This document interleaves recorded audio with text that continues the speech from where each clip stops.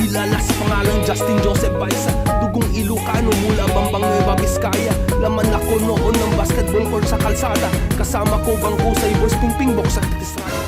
Yo! What's up guys? This is your boy again, Daddy Kabul and your Daddy Kavintage again guys. And yeah guys, kamusta naman kayo guys? Kamusta naman tayong lahat dyan guys? Sana'y okay na okay kayo guys, kasi kung ang tatanong nyo guys is all goods tayo guys, yun. So guys, for today's vlog is meron akong isi-share at i-flex sa inyo guys. May naburaot tayo guys. Joke lang, hindi naman guys, hindi naman sa naburaot. Siguro ang kwento nito guys is, ito, kwento ko na lang muna guys. Let's go. Ang kwento nito kung ba't natin nakuha tong items na to guys is, tawag nito, nag-inom kami kila Miko, kasama sila kay John, sila kay Trevor yan guys, at si Sir Art Panday. Nag-inom kami doon guys one time, is dumating si Sir Art, suot-suot niya to guys, tong ipeplex ko. Suot-suot niya. Eh, malapit na yung birthday ko nun guys. Malapit na yung birthday ko. Tsaka nag-promise kasi siya na bibigyan niya ako ng two-tone daw na Chicago Bulls. Eh, di ko naman alam kung ano yung two-tone na binabanggit ng Chicago Bulls. Pero, at that time guys, nag-inom nga kami, dumating si Sir Art. Suot-suot niya to. Eh, sabi ko, wow, ganda naman, Sir Art, ng suot mo. Yan, sabi ko. Eh, sabi niya, bossing, yung damit mo, hubarin mo, at magpalit tayo ng damit kung gusto mo to. Sabi niya ba naman sa akin guys? Eh siyempre ako naman, joke ko lang. Eh, tawag nito, nauna kasi kami ni Darling umuwi noon that time. Is sabi daw ni Sir Art kay Lakay Jan, kay Lakay Trevor. Sabi daw ni Sir Art, naku, nahiya naman ako kay Bossing Justin. Lagi nang inaawitan to kanina. Eh, sabi naman nila kay Jan, edi bigay mo na or ialok mo sa kanya. Sabi daw nila kay Jan. Eh ayun, hindi ko naman inaasahan guys. The next 2 days, is nag-message si Sir Art. Sabi na, Bossing, nasan ka? Andito lang sa bahay. Baba ka. At magkikita tayo sa baba ng building nyo at may iaabot ako. And then guys, yun, nagulat ako. Kasi nga, hits at saka, ewan ko, hindi naman buraot kasi binigay lang sa atin to ni Sir Art, is binigay niya nga sa atin tong items na to. So guys, obviously kung ano naman ang nasa background natin guys is, ayan na naman ang related or correlated sa ipeplexo sa inyo guys. Kung anong nasa background natin guys, Charles Barkley, kalaban ni Michael Jordan yan guys sa Eastern Conference Finals. Or sa finals pala. Sa finals guys na kalaban niya nung 1993. Oh, Orlando Magic. Nilaglag naman nila yan guys. Oh, Karl Malone. Championship. At ito guys, Orlando is nag-revenge si Michael Jordan dyan guys nung nilaglag naman ng Orlando Magic ang Chicago Bulls guys. Yan, kaya suot ko ang 1996 guys na championship hat nila kasi nga ito yung year na nag-revenge or vengeance ng Chicago Bulls sa Orlando Magic guys. At guys, ano pa, Lakers. O Lakers. At syempre guys, nagsuot tayo ng Chicago Bulls kasi nga mga tinalo lahat ni Michael Jordan yang mayan guys. Yun. So guys, kung ready na kayo at ready na ako at excited na din ako na i-flex guys. So ano pang inaantay natin guys? Let's get it on!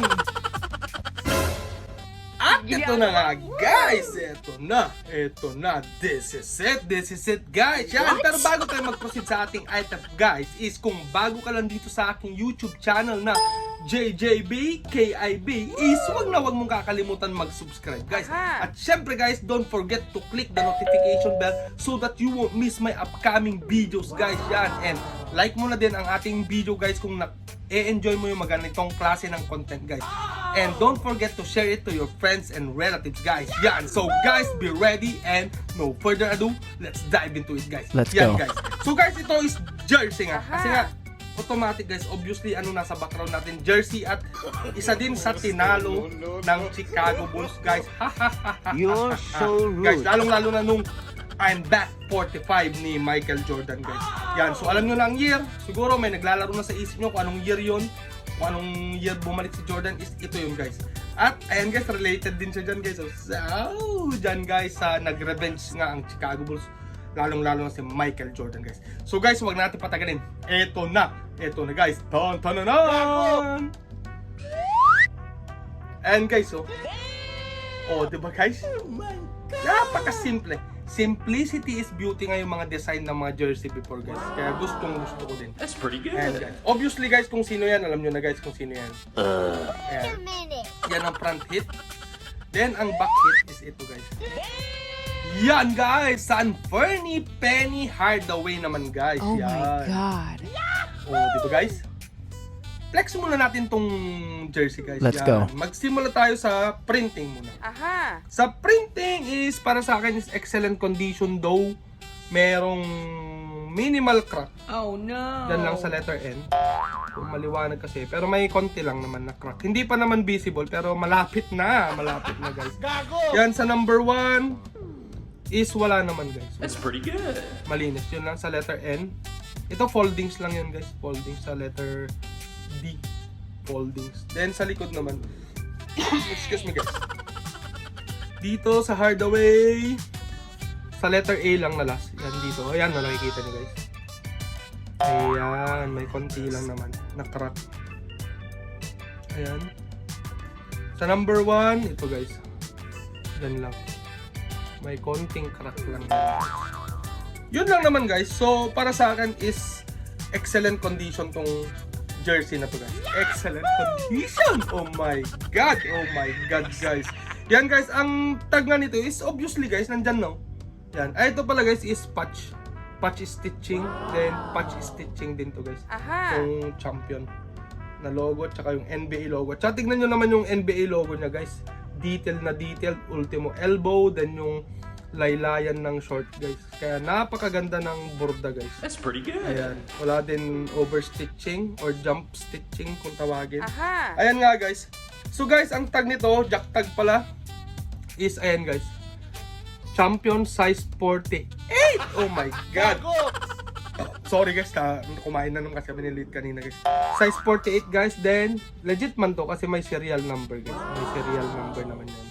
Champion, size 48. Size na size natin to guys. Yan, at saka meron pa siyang wash tag dito eh.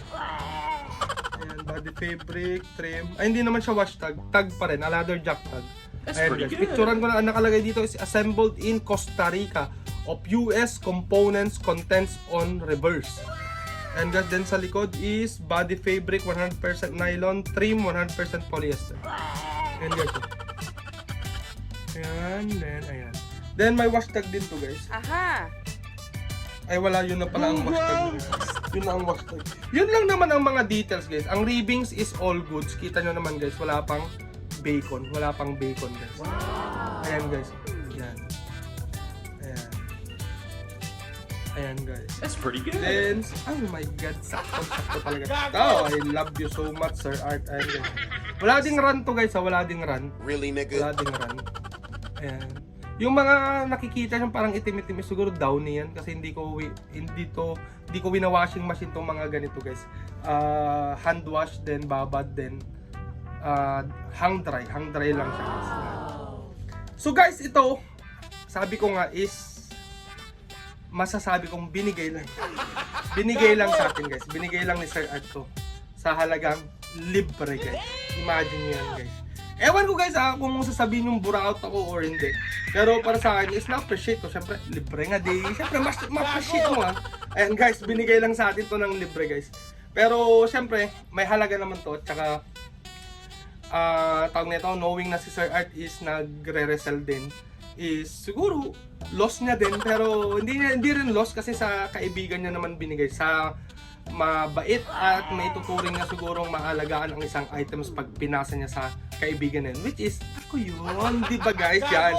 So guys, ito libre nga, so hindi ko alam kung magkano presyohan nito. Aha. Pero kung nakikita ko sa mga post is may nag-out to ng mga worth 300 pataas or 300 to 350 na lang yung mga ranging ng price ng ganito guys. Oh my Ayan. So at God. saka guys, kaya nga tumaya ako din sa raffle ni Sir Rai Herbacio ng Kingpin Vintage.ae na Orlando din yun eh. Draft hat yun ng 99 draft hat yun na hindi ko alam 1990 ata. Ayan, is sana pa-partner dito. Pero may i-out din akong Orlando Magic na budget meal. Di ko na lang in-out para may pa-partner pa rin ako dito guys. That's pretty Yan. good. So guys, hindi ko nga alam kung magkano to. ang presyuhan nito online is napadpad tayo guys. Ay, bago pala yun guys, bago natin alamin yung presyo, is may trivia muna ako kay Anferny Penny Hardaway guys. Let's go. Alam nyo kung saan nag-derive ang nickname niya na Penny? Is nag-derive yan nung bata pa siya guys, sa kanyang maternal grandmother guys. Dahil sa kanilang thick American accent guys, yung Penny, ang sinasabi pala ng grandmother niya guys is pretty. Pero syempre, dahil sa accent nila na pretty, ganun, ang pagkakarinig ng mga tao is Penny. Kaya since then, ang tawag na kay Anferny Hardaway is Penny. Penny Hardaway. Yun ang history ng nickname niya na Penny Hardaway. That's pretty At good. saka guys, to know more about kay Penny Hardaway is ang number 1 na numero niya sa mga jersey niya is ito is in honor to his grandma na namayapa na. Yan. At saka si Penny Hardaway din is 3rd overall draft pick siya guys. First round draft pick, 3rd overall pick na lang yun ng Golden State Warriors. Pero trade siya guys sa Orlando Magic.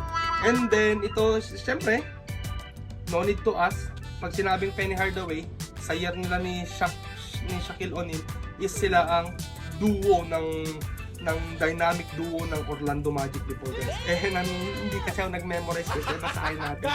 Yan, pero unfortunately guys, nag-end ang career ni Penny Hardaway sa mga multiple injuries. Nag-heal naman, nakakabalik naman sa roster, pero maya't maya is na-injured na naman siya guys. So, siguro may naiwan din siyang legacy guys sa NBA tsaka sa Orlando Magic.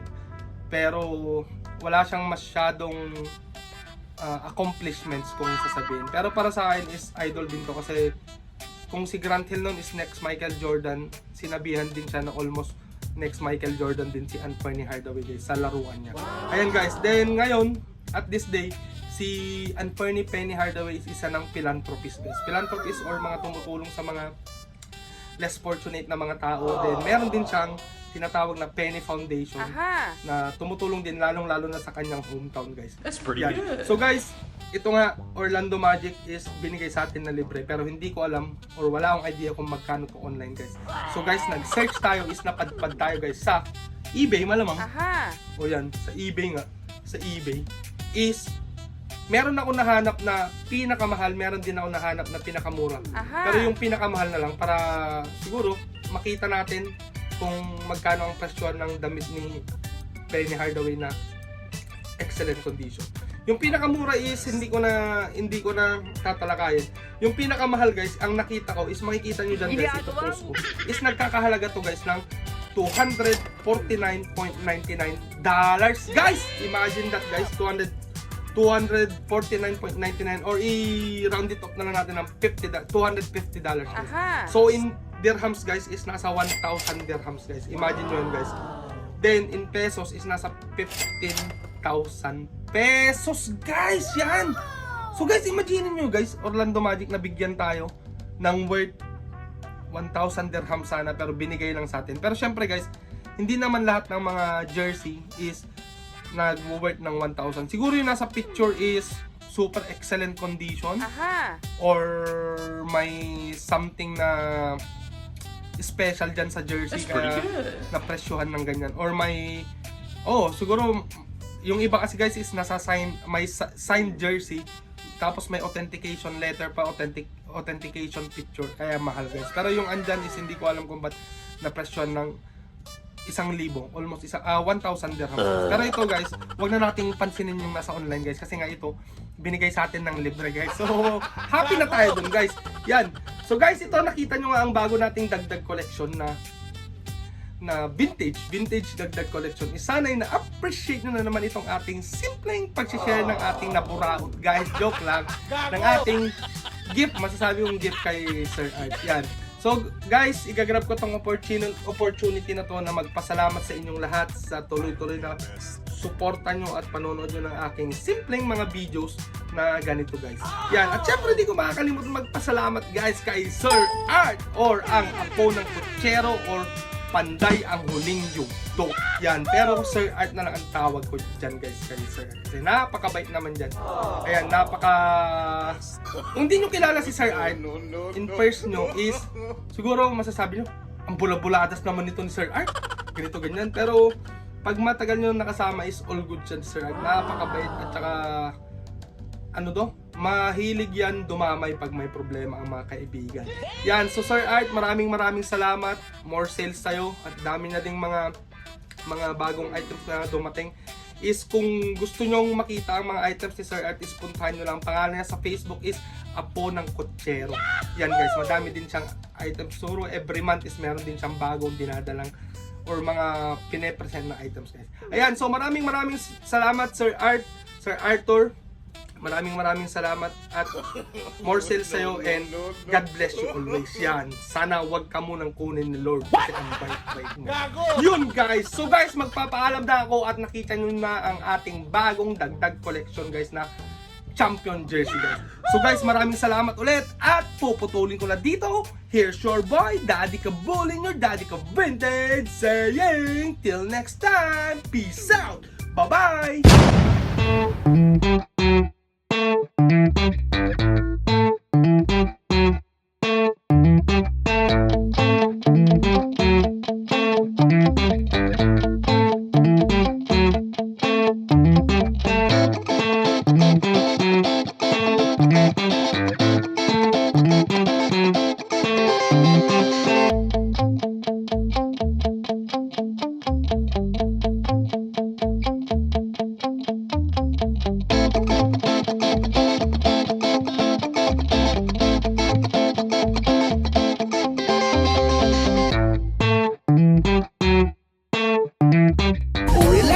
Baka naman ika'y magtampo sa panahon kasi ngayon okay sa bamawan bibiyang ko. Yung angas ko kahit saan kayang-kayang dalhin, pero yung pagkahangin mo mukhang inborn yan mate.